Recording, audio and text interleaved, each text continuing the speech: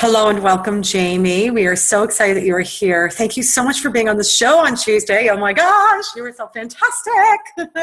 Thank you for having me. It was such a great time. And I found it very interesting that we recorded it long before the debate and then it aired 2 days after or the day after the debate, right? Yeah. And the one of the big topics surrounding the candidates, and one in particular we know, was all about sex and the behavior behind that sexual energy. So Yeah. very fast. I thought it was perfect timing because I think that what happens is because, the positive of this crazy ass election that's happening right now is that, we do have a lot of people stepping up and talking about how we live in a rape culture. And Right. I think what happens is that women shut down that part of themselves because they want to keep themselves safe. And it's actually when they embrace that part that's where their power is, and how do they manage that. So I know that a couple of people have written in some questions, and I have a question for you. So let's just jump right in. Okay. All right. So, hi, Jamie. Thank you for your interview. I have a question. I'm really attracted. Oh, it's a guy. His name is Mark. Okay. So, I'm really attracted to my coworker, and I want to ask her out, but I'm nervous. She's going to think I'm sexually harassing her. How do I deal with that? Wow, that's a great question. Mark from Toronto. Great. Yeah, thank you, Mark. That's a great question. Okay. So going back to one of the basics, and that is we talk about power and sexuality, and our sexual organs are stored in our pelvic region, our lower abdomen, right? And for the gentlemen, it's your genitalia. For the women, it's your ovaries and the womb.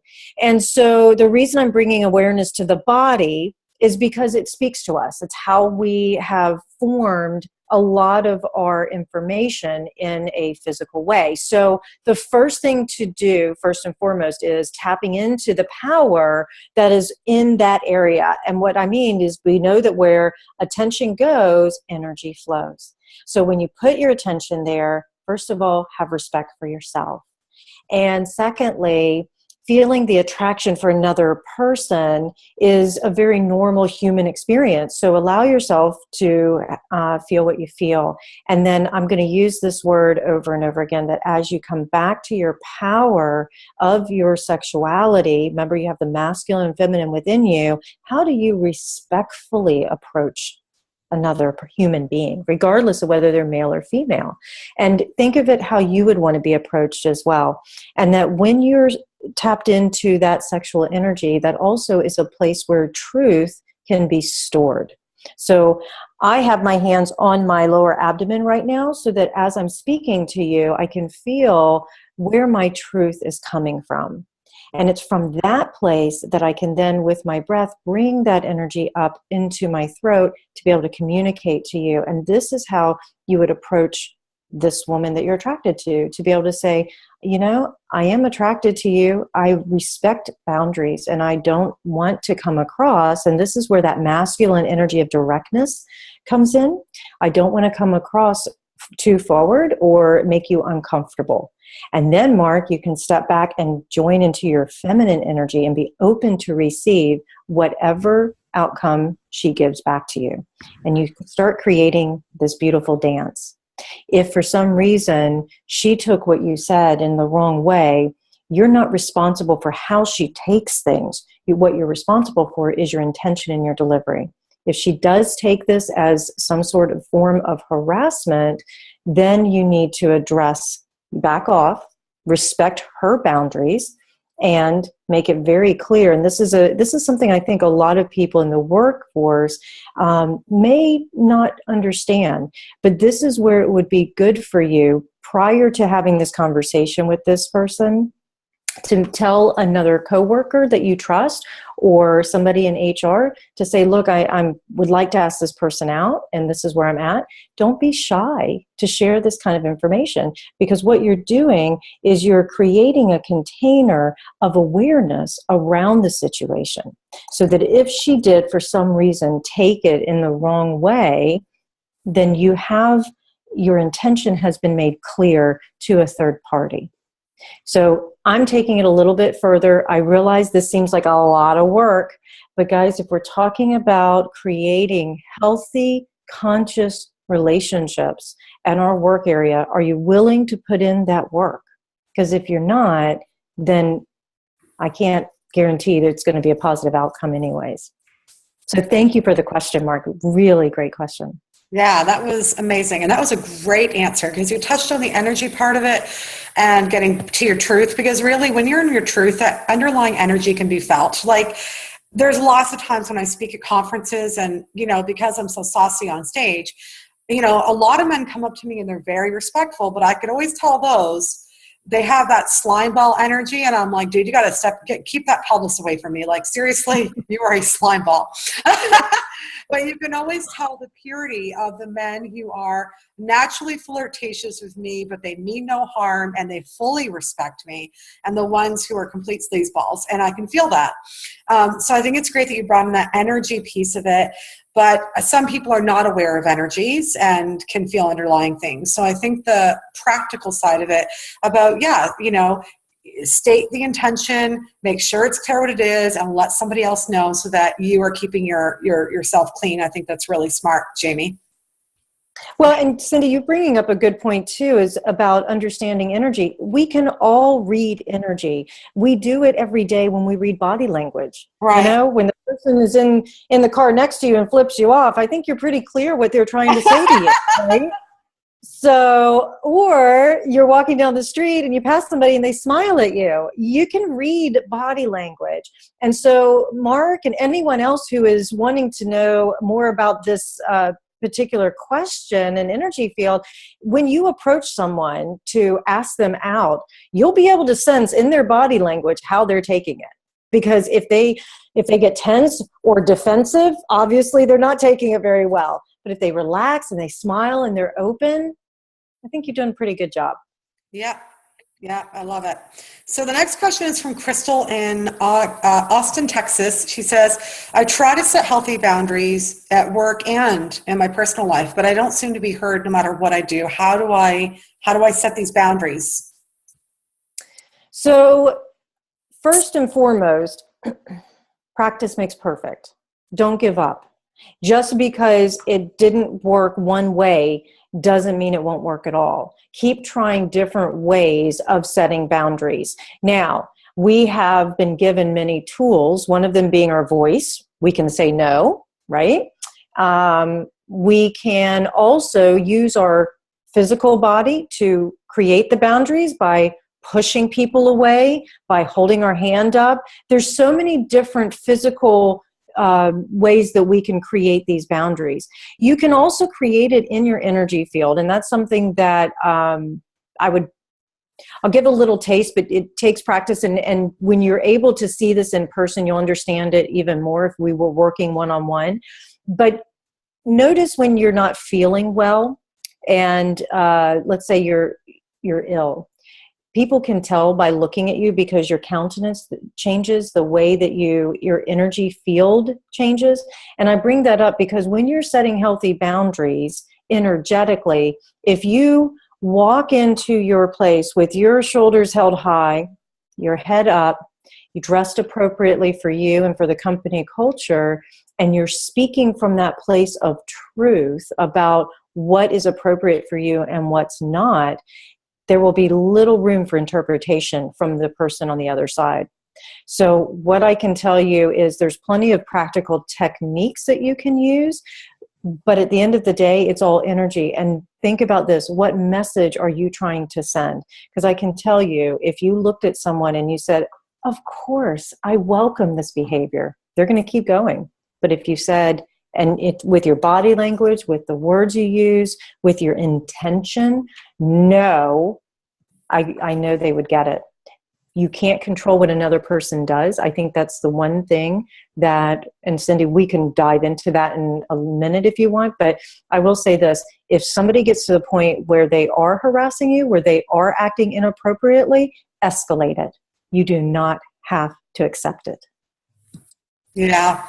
It's interesting because with all this stuff coming up in the last week with the election and that videotape, and I actually had a memory of when I was in my 20s and I was teaching drama at some kind of a musical theater camp.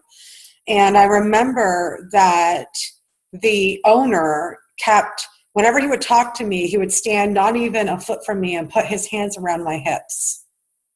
And I remember how disgusted I felt and how powerless I felt and how uncomfortable I felt. And I quit that job instead of saying, I will not say the name. We'll name him the Grinch. So if somebody tried that on me now, I'd be like, the Grinch. It's not appropriate for you to be standing this close to me and having your hands on my hips. Please step back. And I would totally do that now, and it wouldn't come from anger or anything, and I would just do it. But I remember when I was younger, I was so scared I would lose my job, but I ended up leaving anyways because I didn't want to be sexually harassed and pawed. I mean, he was pawing me all the time. So that was very interesting, and that for me, it was confidence. It was a lack of confidence. It was fear for me as well.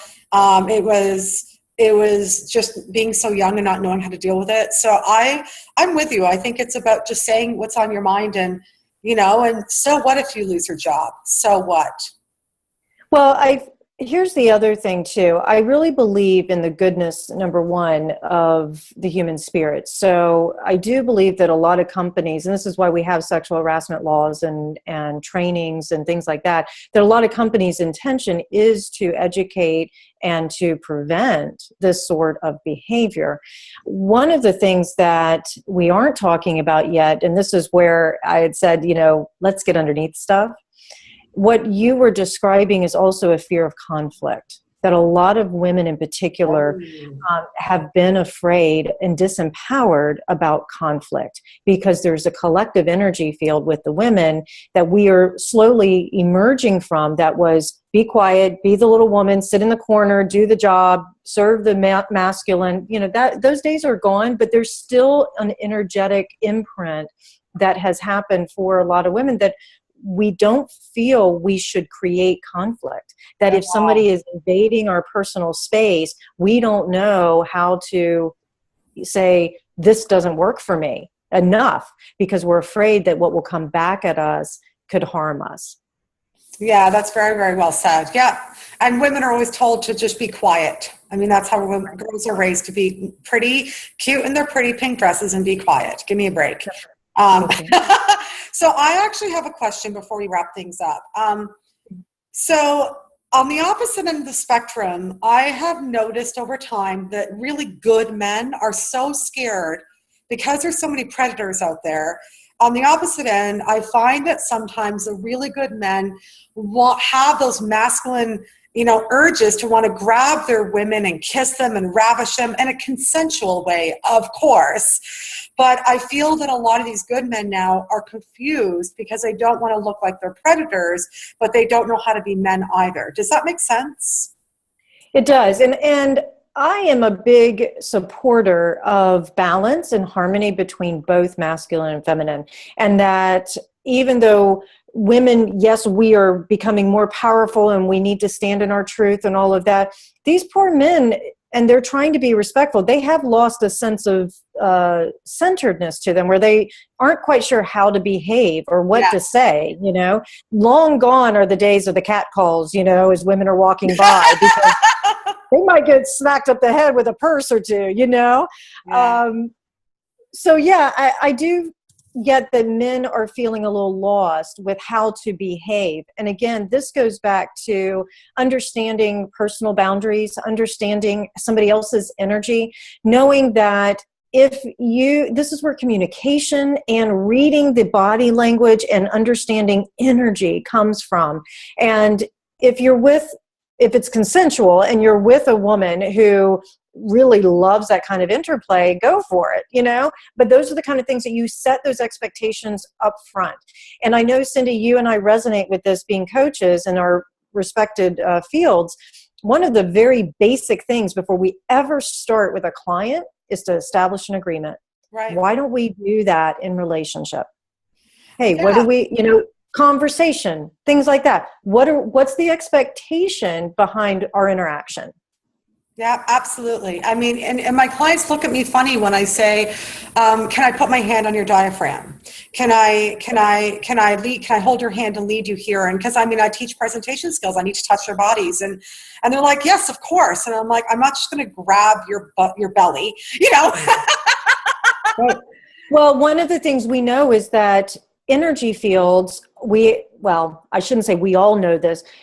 One of the things that I've studied and experienced, and I know, is that we have different energy bodies. And that anytime you enter somebody's energy field, you do it with reverence and respect, and asking them is part of that. Yeah. Yeah, I love that. And I think it really goes back to the fact that in every situation that we've talked about today, it comes down to having clearer communication and the courage to speak up and set boundaries and set expectations. That's what it all comes down to. That and being able to breathe into your belly and breathe into your energy and breathe into your truth so that you're more present in how you're coming across. Absolutely. And I want to leave with this thought too. One way is not the only way. So don't get discouraged if you're frustrated because you're trying to set boundaries, or you've said no, or you have tried to put yourself out there to make this kind of connection with someone. It's not happening. Don't give up. Just try a different method, a different way. Yeah, I love it. Jamie, tell us again where everybody can find you and where they can hire you as their success coach and professional psychic. You can find me at jamiedawn.com. I'm on the social media. Just look for Jamie Dawn, and you can Google me if you need to. And I do have a radio show that I host every Wednesday morning on internet radio called 12 Radio. So I love to be there interacting with you guys. It's at 8 a.m. Pacific, 11 a.m. Eastern every Wednesday morning. And I have some new stuff that's coming up and out in 2017 that I'm excited to share with you guys. But yeah, catch me over at jamiedawn.com. That is the easiest and quickest way to connect with me. I love it. Thanks so much for being on the show. Thank you, Cindy. I appreciate it.